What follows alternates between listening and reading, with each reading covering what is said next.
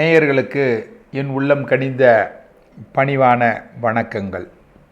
நேயர்களே, இன்றைய தினம் நாம் பார்க்க இருப்பது வருடாந்திர பெயர்ச்சியிலே வருகிற வருடம் முதலாவதாக திருக்கணித அடிப்படையில் பெயர்ச்சியாகக்கூடிய கிரகம், முதல் கிரகம் சனி பெயர்ச்சி. சனி பெயர்ச்சியாகப்பட்டது பங்குனி மாதம் 15ஆம் தேதி. திருக்கணித அடிப்படையில் 29/3/2025 என்று அன்று சனி பெயர்கிறார். எங்கிருந்து பெயர்கிறார்? கும்பமனையிலிருந்து மீனமனைக்கு சனி பெயர்கிறார். அப்போது கடகராசிக்கு 8ஆம் இடத்தில் கண்டச்சனியாக கண்டச்சனியாக கடந்த 2.5 ஆண்டுகளும், அட்டமச்சனியாக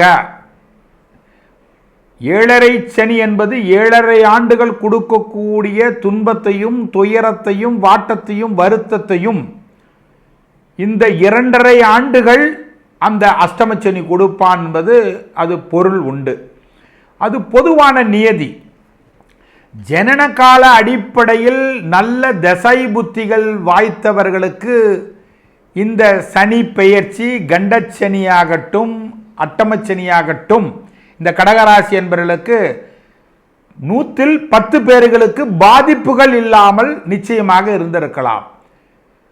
ஆனால் திசை புத்தி அடிப்படையில் மைனஸில் உள்ளவர்களுக்கு கட்டாயம் இந்த கண்டச்சனி அட்டமச்சனி எவ்வளவோ பொருளாதார வீழ்ச்சிகளையும் மனோவியாகுலத்தையும், அது மட்டுமல்ல கணவன் மனைவி ரீதியான தேவையில்லாத பிரச்சனைகளும், உடல் ரீதியான பிணிகளும், வாட்டத்தையும் வருத்தத்தையும், குழந்தைகள் ரீதியாக இருந்து வந்த சங்கடங்கள் துயரங்கள் எல்லாவற்றையும் துறந்து அந்த சனி கடகராசியில் அட்டமச்சனியில் இருந்து பெயர்ச்சி அடைந்து பாக்கியத்தில் அந்த சனி பெயர்கிறது.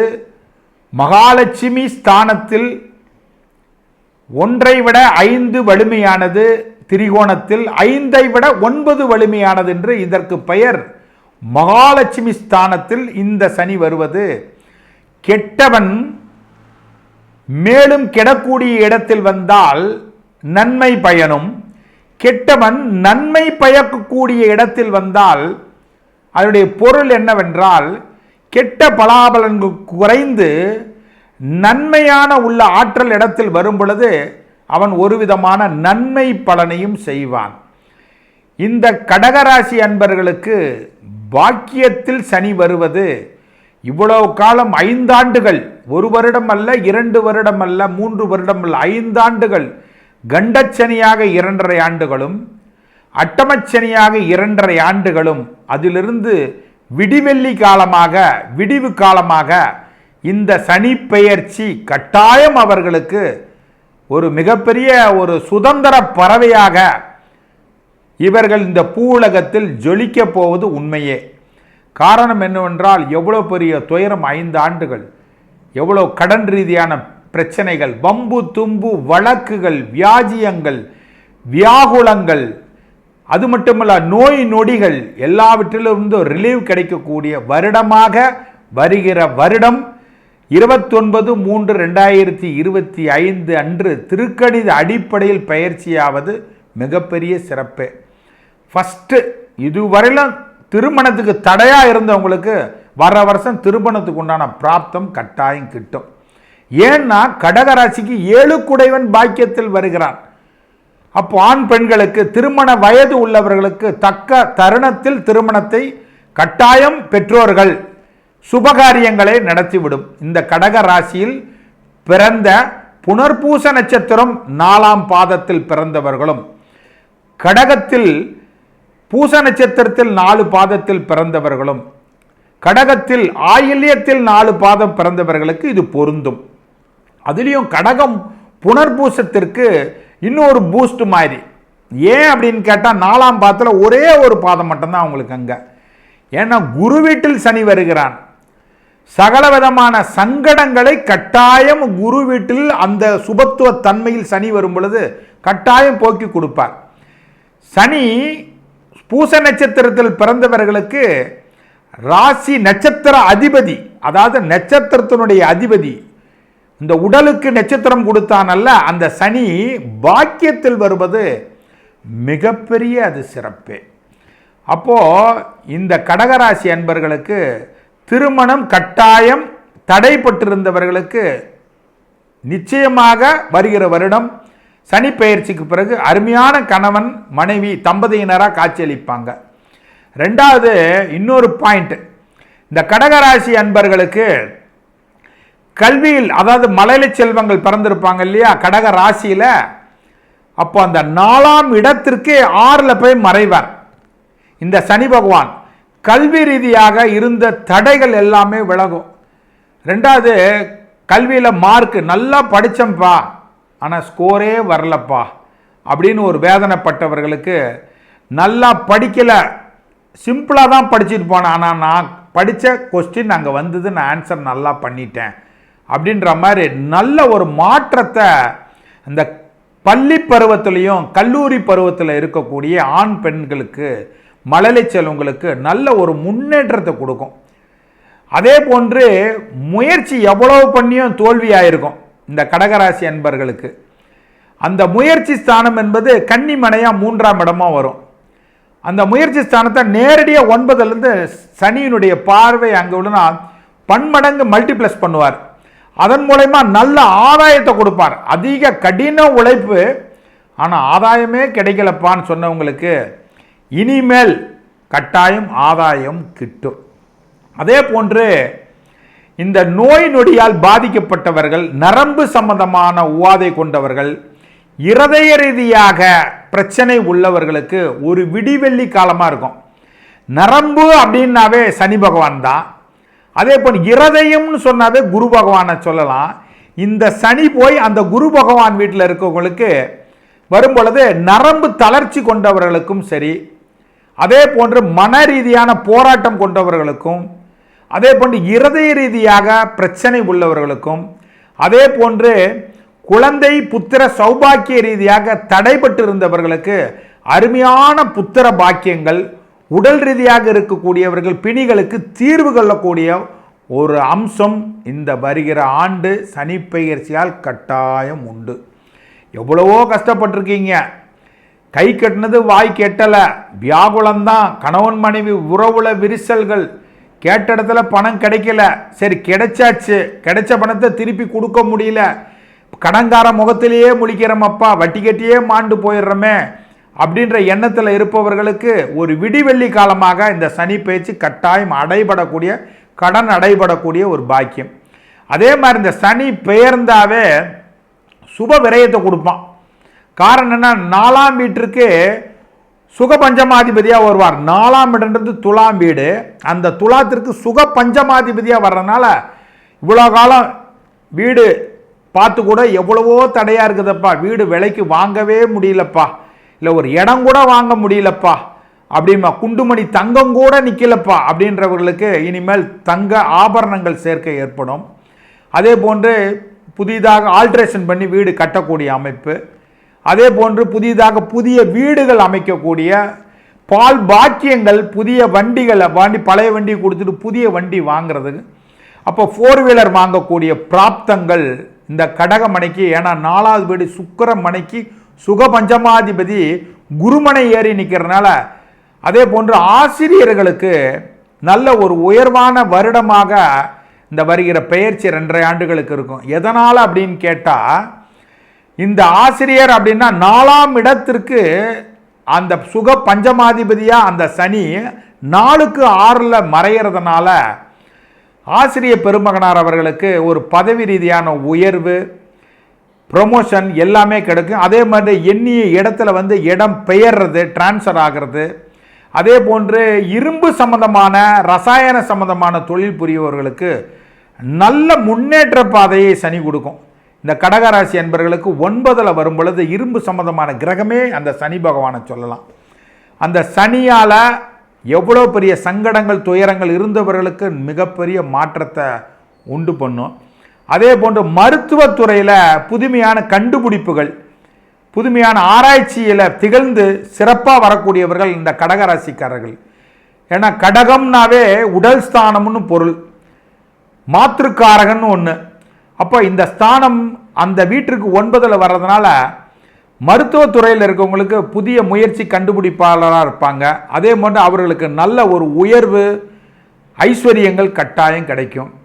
புத்திர பாக்கியம் கிடைக்கக்கூடாத அந்த கடகராசி ஆண் பெண்களுக்கு தக்க தருணத்தில் குழந்தை பாக்கியம் கிடைக்கலனாலும் அருமையான பேர் சொல்லும் உத்தமமான குழந்தைகள் கட்டாயம் பிறக்கும்னா அந்த சனிதான் 9ஆம் இடத்துல குருமனை ஏறி நிற்கிறனால புத்திர ரீதியான தடை வந்த அந்த தோஷங்கள், குழந்தைகளுக்கு கிடைக்க வேண்டிய நல்ல ஒரு உயர்வு கட்டாயம் இந்த குருமனையில் இந்த சனி இந்த கடகராசி அன்பர்களுக்கு உயர்வை கொடுக்கும். அதே போன்று வேலையிலிருந்து நிறைய மாற்றங்கள் அவர்களை எதிர்பார்க்கலாம், டிரான்ஸ்ஃபர் ஆகிறது. அதே போன்று சிறு தொழில் செய்யக்கூடிய வியாபாரிகளுக்கு நல்ல முன்னேற்றம், எளிதில் அழிவு போகக்கூடிய ஒரு பொருட்களால் நல்ல ஆதாயங்கள் அவர்களுக்கு கிடைக்கப்பெறும். அதே போன்று தாயால் நலனில் எவ்வளவோ சில பிரச்சனைகள் ஏற்பட்டிருக்கும். இந்த கடகராசியில் உள்ள தாய் தந்தையருக்கு 9ஆம் இடத்துல சனி வர்றதுனால பயப்படவே வேண்டாம். அந்த 4ஆம் இடத்திற்கு அது 6ல் மறைகிறதுனால தாய் தகப்பனுக்கு நல்ல ஒரு வளர்ச்சியை கொடுக்கும். 8ஆம் இடத்துல இருந்து திடீர் அவமானங்கள், கண்டாதி உவாதைகள், பிரச்சனைகள், வாகன ரீதியான பிரச்சனைகளுக்கு இனிமேல் குட் பை காட்டலாம். அதுக்குண்டான பாக்கியம் இந்த சனி பயிற்சி கட்டாயம் கொடுக்கும். அதே போன்று நிதித்துறையை சார்ந்தவர்கள், வங்கி சார்ந்தவர்கள், இவர்களுக்கு நல்ல சரளமாக பணம் புழங்கக்கூடிய பாக்கியத்தை ஏற்படுத்தும். ஏன்னா 8ல் இருந்த சனி இடுக்கு பிடி போட்ட மாதிரி அந்த 2ஆம் இடத்தை பார்க்கறதுனால எவ்வளவு வந்தாலும் பற்றாக்குறையிலே இருந்திருக்கும். பாலைவனம் போல என் வாழ்க்கை இருக்குது ஐயா, என் வாழ்க்கை சோலைவனமாக காட்சி அளிக்குமான்னா சோலைவனமாக காட்சி அளிக்கலைன்னாலும் ஓரளவுக்கு இந்த பாலைவனத்திலே நிச்சயமாக ஊற்று ஊறும் இந்த சனி பெயர்ச்சி. அப்படிப்பட்ட மக உன்னதமான பெயர்ச்சி வியாபாரிகளுக்கு நல்ல ஒரு சிறப்பான வருடமாகவும் இருக்கும். ஏன்னா 2025 சனி பெயர்ச்சிக்கு பிறகு எதனால் அப்படின்னு கேட்டால் இந்த கடக மனைக்கு 10ஆம் இடம் ஜீவனஸ்தானாதிபதி செவ்வாயாக வருவார்.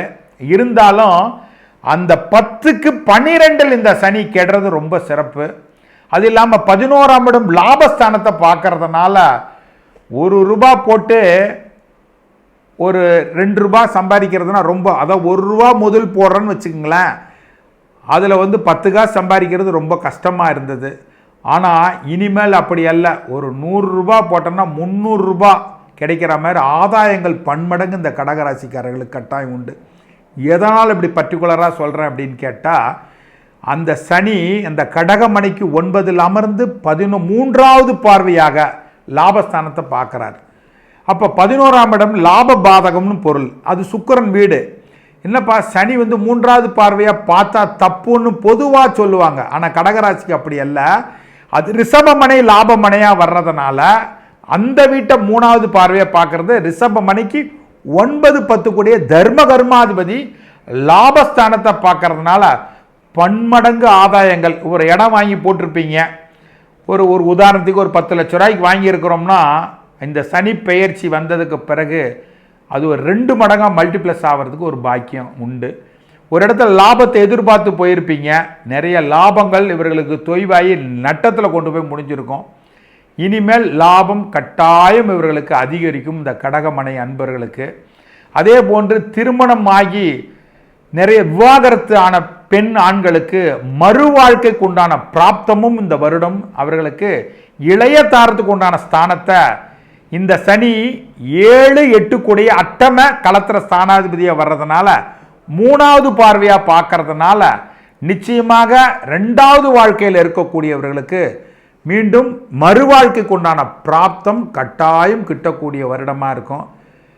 இன்னும் மென்மேலும் சொல்லலாம். இருந்தாலும் இந்த சனி பெயர்ச்சி இவர்களுக்கு ஒரு விடிவெள்ளிய காலமான பயிற்சி தான். ஆனால் 8ல் இருந்து 2.5 வருஷம் பாதித்தது, 7ஆம் இடத்துல கண்டச்சனியாக இருந்தது 5 வருஷம் இல்லையா, மிகப்பெரிய காலகெடுவிலிருந்து இந்த கடகராசிக்காரர்கள் தப்பிக்கிறதே பெரிய பாக்கியம் அல்லவா. இதில் இந்த புனர்பூச நட்சத்திரக்காரர்கள் இருக்காங்க பார்த்தீங்களா, 4ஆம் பாதத்தில் இருக்கவங்களுக்கெல்லாம் இன்னும் நல்ல பெரிய ஒரு அருமையான யோகத்தை கொடுக்கும். எதிர்பார்த்ததை விட பன்மடங்கு ஆதாயத்தை கொடுக்கும். இந்த புனர்பூசம் அந்த கடகத்தில் 4ஆவது பாதத்தில் பிறந்தவர்களுக்கு, இந்த பூச நட்சத்திரத்தில் பிறந்தவர்களுக்கு நல்ல முன்னேற்றத்தை கொடுக்கும். ஏன்னா அவர் ராசி, அதாவது அந்த நட்சத்திராதிபதியே சனியாக வர்றாரு இல்லையா, அவர் இவ்வளோ காலம் 8ல் போய் மறைஞ்சு போய் நின்றுட்டார் இல்லையா, அவர் போய் பாக்கி திரிகோணத்தில் வரும்போது இந்த கடகம் பூசத்தில் பிறந்தவர்களுக்கு நிச்சயம் பெரிய ஒரு மாற்றத்தை உண்டு பண்ணும். அதே போன்று பாருங்கள், இந்த ஆயில்யம் இருக்குது பார்த்தீங்களா, அது புதனுக்கு இயற்கையாகவே நட்புறவு கொண்ட கோள் இந்த சனி. அந்த புதன் நட்சத்திரத்தில் பிறந்த ஆயில்யத்தில் பிறந்தவர்களுக்கு அந்த 9ல் சனி வருதுன்னா இப்போ நல்ல நட்புகள் கிடைக்கும். அதன் மூலமா நல்ல ஒரு உயர பெறுவார்கள். புதிய வாகன மாற்றம் கட்டாயம் இந்த ஆயில்ய நட்சத்திரக்காரர்களுக்கும் அந்த பூச நட்சத்திரக்காரர்களும் உண்டு.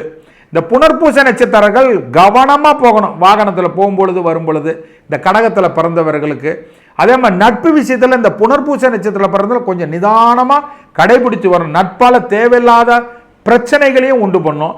இந்த கடகம் பூசம் கடகம் ஆயில்யத்துக்கு நட்பு பன்மடங்கு உயர்வை கொடுக்கும். இருந்தாலும் எச்சரிக்கை. காரணம் என்னவென்றால், ஜனன தசாபுத்திகள் அவர்களுக்கு நல்ல சிறப்பாக இருந்துட்டா அது 8ல் வந்தாலும் கவலைப்பட வேண்டாம், 7ல் வந்தாலும் கவலைப்படணுங்கிறது இல்லை. நல்ல தசாபுத்தி 8 அட்டமச்சனின்னு சொன்னாங்கப்பா, ஆனால் ஒன்றும் பெருசாக ஒன்றும் பாதிக்கலைப்பா, நல்லாவே இருந்தது. அதுக்கு என்ன காரணம்னா, அவங்களுக்கு தசாபுத்திகள் நல்லா இருந்தது ஜனன ஜாதக அடிப்படையில். அதனால் அவங்களுக்கு அஷ்டமச்சனி பாதிச்சிருக்காது. இது எல்லாமே பாதிச்சு ரொம்ப துன்பத்தின் விளிம்பில் இருக்கிறாங்க பார்த்தீங்களா, அவர்களுக்கு நிச்சயமா சிறைப்பறவை போன்று இருந்தவர்களுக்கெல்லாம் சிறகடிச்சு பறக்கக்கூடிய வருடமாக இந்த சனி பயிற்சி கடகராசிக்காரர்களுக்கு நிச்சயமா பெரிய மாற்றத்தை உண்டு பண்ணும். நம்பிக்கையோடு இருங்கள். அதனால தான் முதல்ல கடகராசிக்காரங்களுக்கும் இதுக்கு முன்னாடி ஒரு எபிசோடில் சிம்ம ராசிக்காரர்களுக்கு போட்டேன். சிம்ம ராசிக்கு 8ல் வர்றதுனால எல்லாரும் பயப்படுவாங்க, அதுக்கு விழிப்புணர்வாக அதனுடைய சில கருத்தை சொல்லியிருக்கேன். 9ல் வந்ததுனால என்ன பலாபலன்னு சொல்லியிருக்கேன். மீண்டும் அடுத்த எபிசோடில் மீது இன்னும் 10 ராசி பேலன்ஸ் இருக்குது. சனி பயிற்சி அப்புறம் குரு பயிற்சி, அதை பற்றி நான் நிறைய விரிவாக்கமாக சொல்லலான் இருக்கேன். மற்ற ராசிக்காரர்களும் கவலைப்பட வேண்டாம். நன்மை தீமை ரெண்டும் கலந்த கலவையாக யாருக்கு இருக்குது யாருக்கு நன்மைன்றதை அடுத்த எபிசோடில் சந்திப்போம். வாய்ப்புக்கு நன்றி கூறி விடைபெறுகிறேன். நன்றி, வணக்கம்.